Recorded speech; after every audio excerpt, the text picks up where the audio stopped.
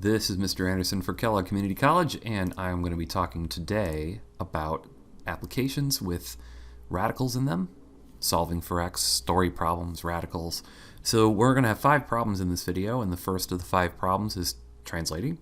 And we're going to look at each piece of the puzzle, and I'll write out some things about it, and then we'll put the pieces together like in a jigsaw puzzle. So 6 added to the square root of the product, which means multiply, of 2 and a number is equal to 10. So if I was to kind of arrange this in the right order, 6 is added to this square root, so I'm going to put it there. And the square root of the product of 2 and a number, so that would be 2x under the square root plus 6 is equal to 10. So let me move the 6 to the other side, because that is what we would do first. Move that to the other side, and what we get then is 4. Then once the radical is all by itself, we can square both sides. So then we have 2x is equal to 16. Divide by 2 on both sides. The answer is equal to 8.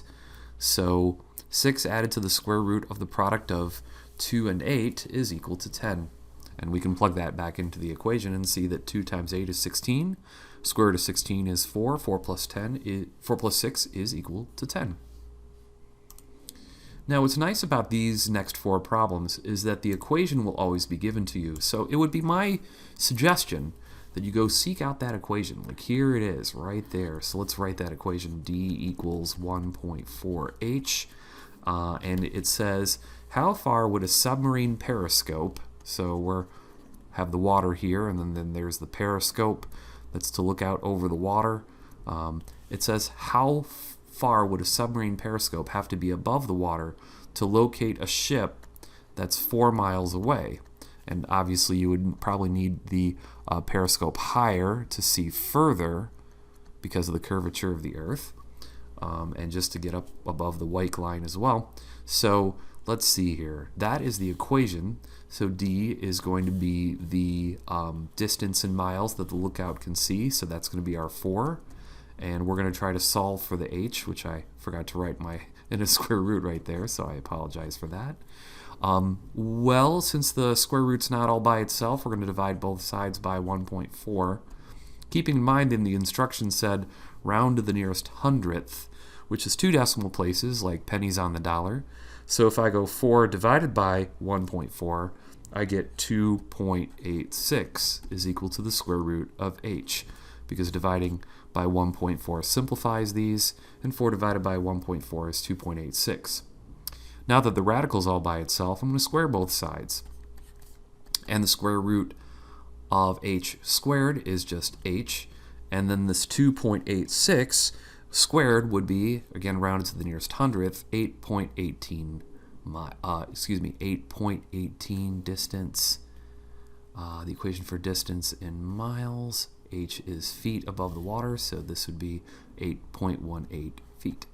So pretty high above the pretty long periscope height from just the water. Now we're going to look at problem number 3, where an object is dropped from a helicopter, and I'm going to identify that formula. So v is going to be the speed of that object, and d is going to be distance, and I read that in the last sentence there.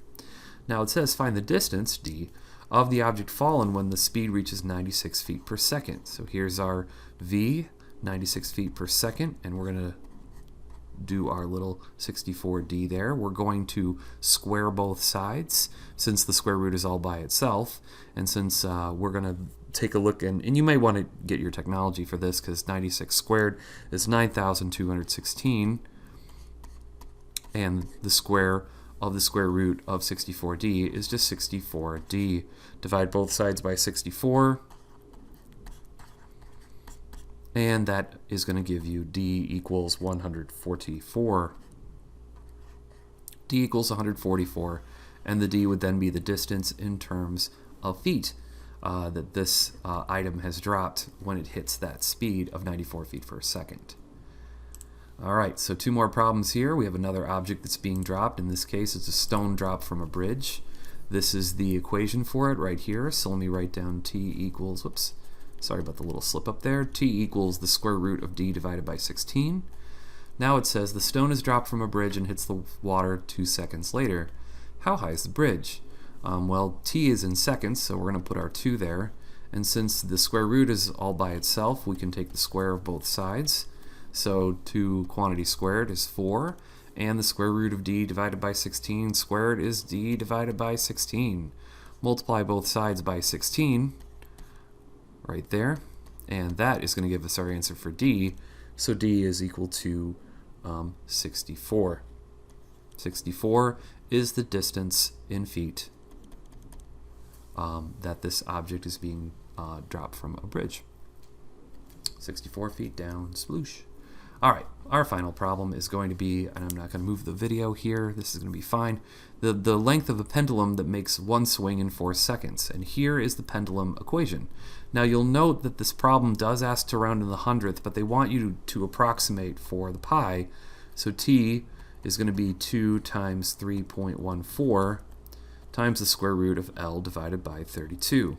Now what we have is a pendulum that makes the swing in 4 seconds, so I'm going to convert that t to a 4, rather sloppily to do so. But then what we can do is then solve for L. Well, we're going to divide both sides by 2 times pi, and what that's going to allow me to do is get the entire right side of the equation down to L over square root of 32. Now 4 divided by 2 pi is going to be approximately 0.64 if we round to the nearest hundredth. And that will then be equal to the square root of L over 32. We're going to square both sides like so. And the square of 64 is going to give me 41 hundredths.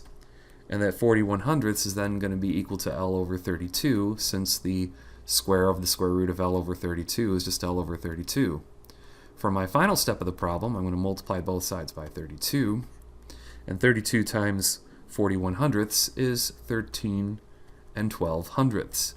And that's equal to L, or L being the length in feet. So this is a pendulum that's 13.12 or 12 hundredths feet long. All right, thank you for watching today. I appreciate the clicks and the views. Have a great day.